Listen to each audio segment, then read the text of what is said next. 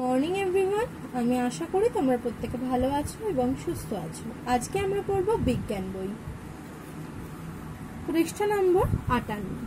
আমরা আজকে পড়ব স্বাস্থ্যবিধি পালন ও সু অভ্যাস গঠন সম্পর্কে। এই স্বাস্থ্যবিধি কি? আমাদের স্বাস্থ্য ভালো রাখার জন্য বা সুস্থ রাখার জন্য এবং রোগ জীবাণু থেকে মুক্ত রাখার জন্য কতগুলো নিয়ম কানুন মেনে চলতে হয়। এই নিয়ম বা বিধি হলো কি স্বাস্থ্যবিধি। এগুলো পালন করলে বা এই নিয়মগুলো মেনে চললে আমাদের বিভিন্ন রোগ জীবাণুর হাত থেকে আমরা বাঁচতে পারবো। এছাড়া কি হবে? এছাড়া আমাদের সু অভ্যাস গঠন হবে, আমরা সুস্থ এবং সুন্দরভাবে বেঁচে থাকতে পারবো। তো এই স্বাস্থ্যবিধিগুলো কি কি দেখো, এখানে বলেছে কয়েকটি স্বাস্থ্যবিধি। প্রথমটা বলেছে কি, নিয়মিত স্নান করা, সাবান শ্যাম্পু ব্যবহার করা, পরিষ্কার জামা কাপড় পরা আমাদের স্বাস্থ্যের পক্ষে ভালো। এতে শরীর ও মন দুটোই ভালো থাকে।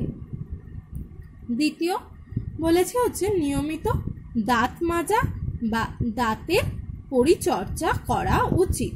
অবশ্যই, কারণ যদি আমরা দাঁত যদি না মাজি তাহলে কি দাঁতের মধ্যে নোংরা জমে যাবে বা খাবার যেগুলো খাচ্ছি সেগুলো দাঁতের মধ্যে জমে জমে দাঁতের ক্ষয় করবে এবং তাড়াতাড়ি আমাদের দাঁতটা নষ্ট হয়ে যাবে আর দাঁত পড়ে যাবে। এই জন্য অবশ্যই দাঁত মাজা উচিত, এটা একটা স্বাস্থ্যবিধি। পরেরটা বলেছে দেখো, 3 নম্বর বলেছে হাত পায়ের নখ বড় হলে কেটে ফেলা দরকার। এটা তো অবশ্যই করা উচিত, কারণ নখের ভিতর নালে ময়লা জমে যাবে আর হাতের নখে ময়লা জমে যাবে, পায়ের নখেও ময়লা জমে যাবে। এবার যখন আমরা হাত দিয়ে খাবো সেই ময়লাগুলো আমাদের পেটে যাবে খাবারের সাথে, সেগুলো গেলে কি হবে, আমাদের বিভিন্ন রোগ জীবাণুর সৃষ্টি করতে পারে। 4 নম্বর বলেছে হচ্ছে খাওয়ার আগে সাবান দিয়ে ভালোভাবে হাত ধোয়া উচিত। 5 হচ্ছে ঘামে ভেজা জামা কাপড় পরা উচিত নয়। 6 হচ্ছে বাইরে থেকে ঘুরে এসে জুতো নির্দিষ্ট জায়গায় রাখতে হবে। 7 নম্বর বলেছে রাস্তায় পরা জুতো পরে খাওয়ার ঘরে বা পুজোর ঘরে যাওয়া ঠিক নয়।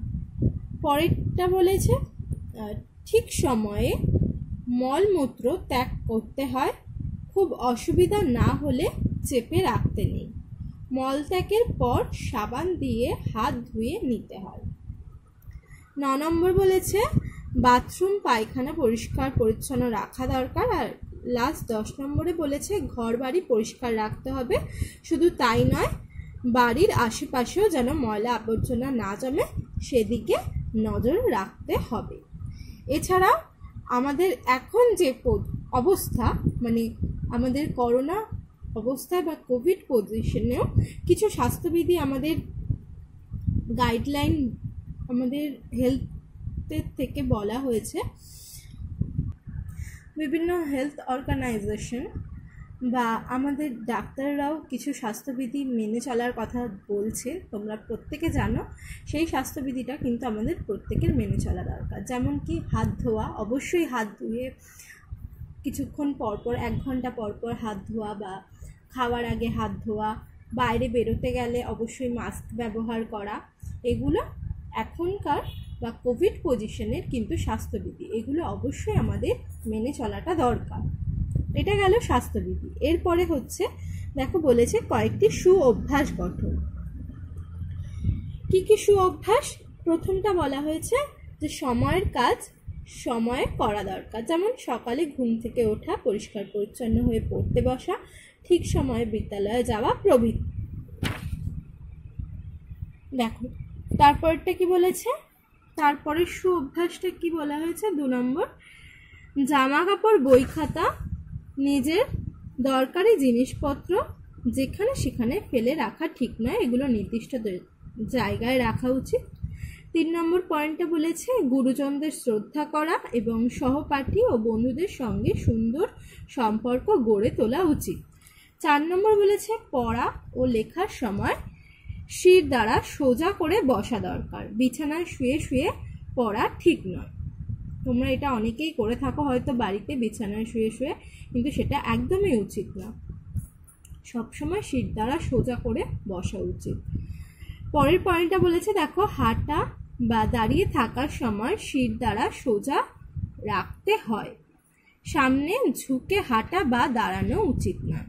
তারপরেরটা বলেছে বসে বা দাঁড়িয়ে অনেকেই শরীর দোলায় বা পা নাড়ায়, এসব করা ঠিক নয়, দেখতে খারাপ লাগে এবং লোকেও খারাপ ভাবে। 7 নম্বর পয়েন্টে বলেছে দাঁত দিয়ে অনেকেই নখ কাটে, এটা অনুচিত কাজ, কারণ নখের মধ্যে যদি কোনো ময়লা থাকে সেটা কিন্তু আমাদের পেটে চলে যাবে, তাই দাঁত দিয়ে কখনোই নখ কাটা উচিত না। পরের পয়েন্টটা হচ্ছে অনেকেই নানা সময়ে নাক খোটে, এটা স্বাস্থ্যের পক্ষে যেমন ক্ষতিকর তেমনি দেখতেও খুব খারাপ লাগে। এটা সত্যি দেখতে খুব খারাপ লাগে, এই অভ্যাসটা অনেকেরই দেখতে খারাপ লাগে, তাই এই অভ্যাসটা যদি কারোর থেকে থাকে অবশ্যই দূর করা উচিত। 9 নম্বর পয়েন্ট বলেছে শুকনো জামা কাপড় গুছিয়ে রাখা উচিত। আর 10 নম্বর পয়েন্টটা বলেছে যেখানে সেখানে থুতু না ফেলে এবং মলমূত্র ত্যাগ না করা উচিত, থুতু না ফেলা এবং মলমূত্র ত্যাগ না করা উচিত।